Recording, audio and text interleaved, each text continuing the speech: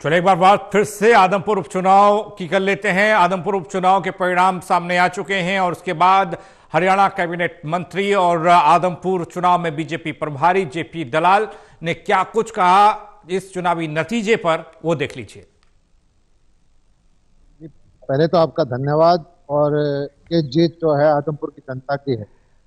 कि आदमपुर की जनता ने पहले से ही मन बनाया हुआ था कि जनता के कहने से ही कुलदीप जी ने कांग्रेस के डूबते हुए जहाज को छोड़ दिया था और भारतीय जनता पार्टी ज्वाइन की थी।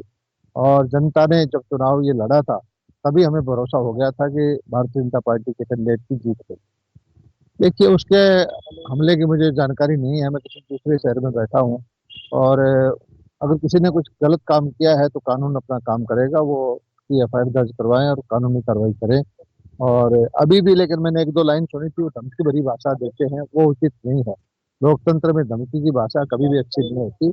नम्रता हमेशा रखनी चाहिए, नम्रता से आगे बढ़ना चाहिए। यही मेरी उनसे प्रार्थना है। और जनता को मैं बधाई देता हूँ। और वो वोटों की संख्या को देखकर संतुष्ट लगते हैं।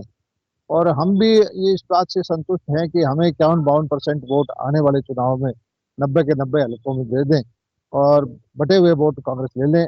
और उससे अगर वो संतुष्ट होते हैं तो पक्ष में रहें। हमें ये खुशी रहेगी कि हर क्षेत्र के अंदर हम आधे से ज्यादा वोट ले लें। तो लोकतंत्र में हमारे यहाँ ये बहुत अच्छी उपलब्धि मानी जाती है, क्योंकि हरियाणा या भारत में सरकारें आमतौर पर 35-40% वोट तो बन जाती है।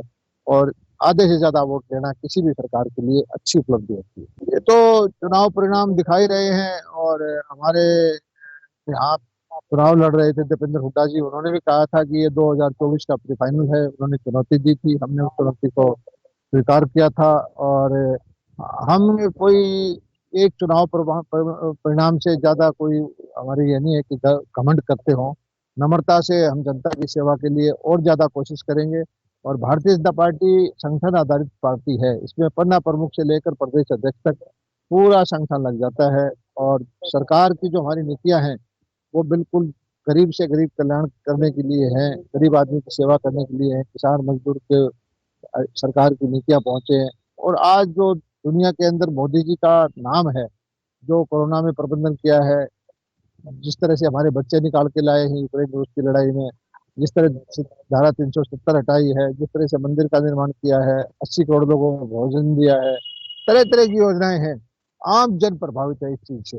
तो ये मुझे लगता है कि आने वाले समय में भी जो भारतीय जनता पार्टी के सरकारें बनती रहेंगी और कांग्रेस ऐसे ही टुकड़े टुकड़े होकर के कांग्रेस का जो वर्चस्व था एक परिवार का, परिवार भक्ति में जो लोग लगे रहेंगे वो बचेंगे, बाकी सब खत्म। नहीं, जनता को अपेक्षाएं होती हैं कि ज्यादा विकास हो, जनता की जो समस्याएं हैं मुख्यमंत्री तक पहुंचे हैं। और हमारे जो भव्य बिश्नोई जी हैं, युवा विधायक बने हैं, ऊर्जा है इनमें। और इस इलाके से उनका परिवार का बड़ा लंबा संपर्क भी रहा है।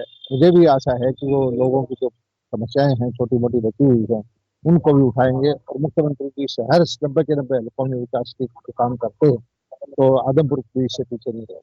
नहीं, सबसे पहले तो मैं आदमपुर की जनता को एक चीज के लिए बधाई देता हूँ कि कांग्रेस ने जाति पाति की राजनीति करने की कोशिश की। सब गांव के, सब वर्ग के, सब जातियों ने बराबर का वोट दिया है। और सबकी एक इच्छा रही है कि विकास में भागीदारी करें। और जो मोदी जी के नेतृत्व में सरकार चल रही है भारतीय जनता पार्टी की, उस सुर में सुर उन्होंने मिलाया है। हम नम्रता से उनका धन्यवाद करते हैं और वायदा करते हैं कि भविष्य में उनकी पूरी सेवा करेंगे, उनकी अपेक्षाओं पर खरा उतरेंगे।